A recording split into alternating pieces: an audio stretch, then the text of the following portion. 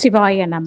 விபூதி அணிவதின் பலன்கள். விபூதி அணிவது ஐஸ்வர்யம் அளித்தும் பரிசுத்தமாக்கியும் பாவங்களிலிருந்து விலக்கியும் சர்வ உபத்திரவங்களை நசித்தும் சௌபாக்கியத்தை கொடுத்தும் சம்பத்துக்களை அழித்தும் பூத புரோத பிசாச ராட்சச கன தோஷங்களில் இருந்து காப்பாற்றியும் மோஷத்தை அளிக்கிறது. இந்த விபூதி அல்லது திருநீறு 4 வகைப்படும்.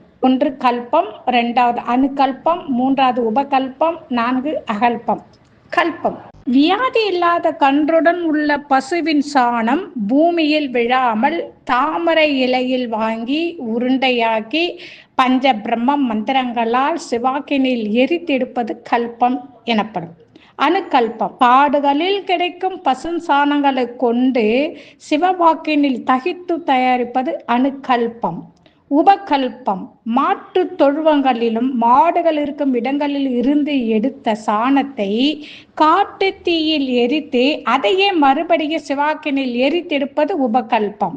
அகல்பம் மந்திரமில்லாமல் எல்லோராலும் சேகரித்த சாணத்தை கொண்டு கல்லிகளால் சுள்ளிகளால் எரிக்கப்பட்டு எடுப்பது அகல்பம் எனவும் 4 வகைப்படும். திருச்சிற்றம்பலம்.